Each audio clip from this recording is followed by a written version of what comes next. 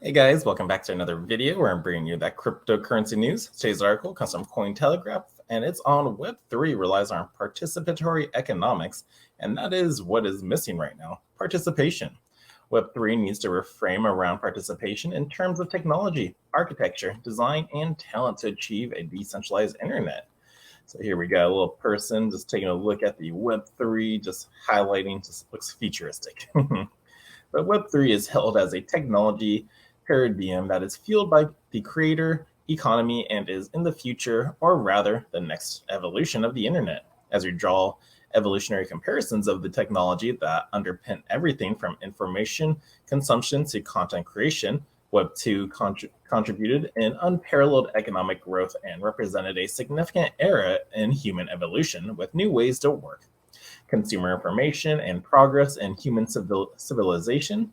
So, with this enormous success of Web 2, why is there a need for Web 3? Well, here's a picture of the history of the internet. 1990, we were given Web 1, which was basic HTML and emails. In 2000, we got Web 2, informative and interactive information centric. And now, 2020, Web 3 was introduced with decentralized, private, and secure user centric data. As we rethink the internet, which relies primarily on a few centralized entities that have devices, channels of information that feeds the social media, mobile apps, and provides connectivity points between service providers and seekers of these services. The control over these channels provides the custodian of the infrastructure not only monopolistic control, but also a too big to fail economic choke point. So rethinking the internet, which was designed primarily to move information and morph into moving value and truth, is a fundamental shift in empowering creators and participants and not just the custodians on the infrastructure. The drivers that fueled this disruptive thinking were excessive valuations and control of Web 2 companies, censorship enforcement by the existing control of information channels, and the rapid dissemination of information, which was a force for good as in knowledge transfer, but is now weaponized with the velocity and veracity of information and the dissemination of bias, mistrust, and misinformation, making it difficult to discern between signal and noise.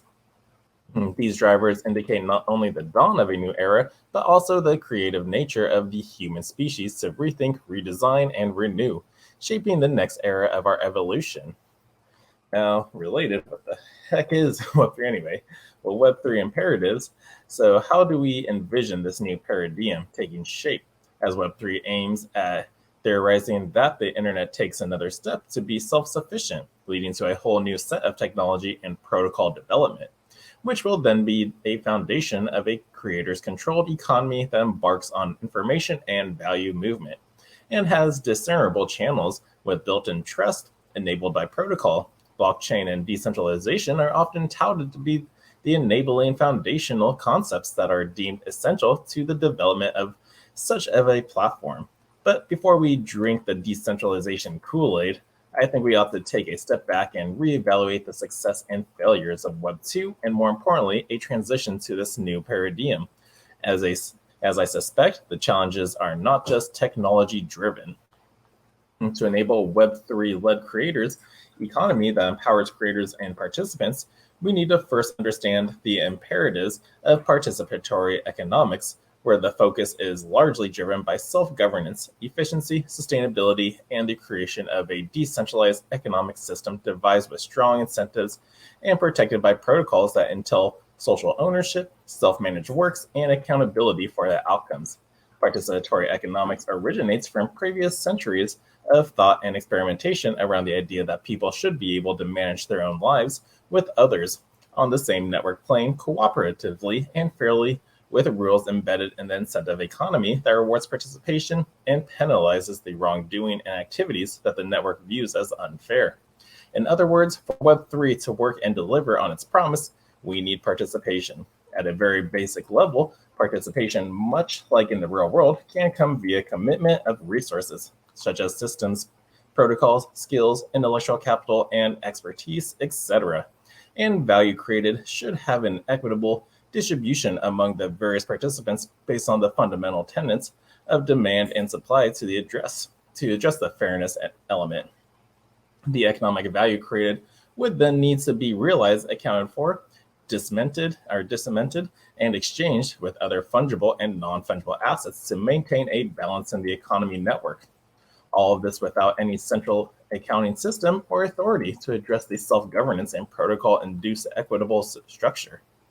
Web3 in its current context begins to look like a stateful system of tokenized networks, where these tokenized networks are not only attracting capital, talent, and technology given them a nation state, with their economic structure and in their network currencies, status, but also are marketplaces and laboratories of co-creation between various projects. We have begun to see the manifest in various decentralized finance and non-fungible tokens projects, and in a true sense, they are creating a metaversical synergies between various tokens and networks. Now, to provide a true peer-to-peer multi-token network in a true sense, it's metaverse, where projects and individuals can co-create and bring their participation or participative energy is essential to the foundation infrastructure needed to deliver the Web3 promise. While we have seen unprecedented growth in the token-driven economy and exponential growth in investment and valuation of these projects, I think many of these projects neither embody the Web3 principles of participation nor have an economic output that adheres to Web3 tenets. The fundamentals ingredient lacking here is participation again. Now, the evolution of Web3 economies and current volatility. Two fundamental technology concepts that allow us to discern between data for validation and truth and value transfer for the participation economy are the semantic web and decentralization, which will shape the future and facilitate the transition from the existing rapidly growing Web 2 to the newer ownership-driven Web 3. The basic building blocks of the semantic web is smart cognitive applications and services of trust, proof, undefined logic, first order, full transmission of security, dictionaries, rules, query, abstract languages, sentence, part identities, document types, and semantic web of linked data. The semantic web extends the notion of document/information on the web to data that it is of value, facilitating information that becomes more meaningful and valuable when semantically linked with the data. Data is the converted to the things of value, leading to monetization and the accountability of elements of Web3 principles. Now, the difference between web and semantic web is right here. So web is just a link of connectivity, while semantic takes the participation to a whole new level. Decentralization, on the other hand, facilitates peer-to-peer networks such as blockchain and enables us to move tokenized value, be they systematically created, such as cryptocurrencies, or induced tokens that represent value, and address the self-governing and protocol-induced fairness elements of Web3 principles. At a very basic level, as we frame various independent ecosystems emerging on Web3 principles, it is fair to assume that their economies are interlinked, and as we build a strong foundation of Web3 with decentralized processing, interconnections, and storage as foundational building blocks, they resemble the Web2 cloud infrastructure, but with a different economic structure and control points. As projects develop and evolve, these tokenized values would be inclusive of the collective value of the underlying infrastructure, services, and talent layers. This interdependent ecosystem, as manifested in the natural system, will thrive, and a successful ecosystem and economy will attract talent, capital, and resources with preserved mutual interests. For instance, a metaverse project that includes NFT and liquid crypto assets for fungibility will also have as the source of its success decentralized storage for artifacts, curated data model, and analytics for its operations, decentralized processing, and so on, lifting all the services ecosystems that would compromise Web3 ecology.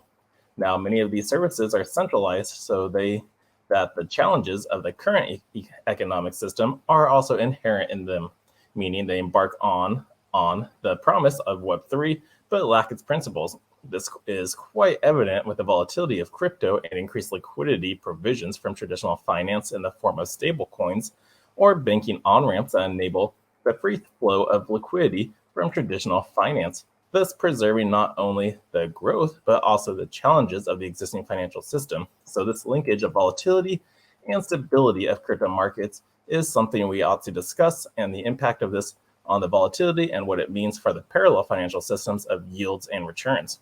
For instance, a high yield in crypto markets will attract liquidity, and while the risk on risk off equation at play will attract capital and issuance of stable coins. It also inherits the mechanics of global macro, which implies that any shift in traditional finance capital markets, interest rates, money supply, inflation, etc., which plays an important role in calculus that goes into asset valuation, begins to impact the crypto market, which in principle is meant to be independent and disruptive.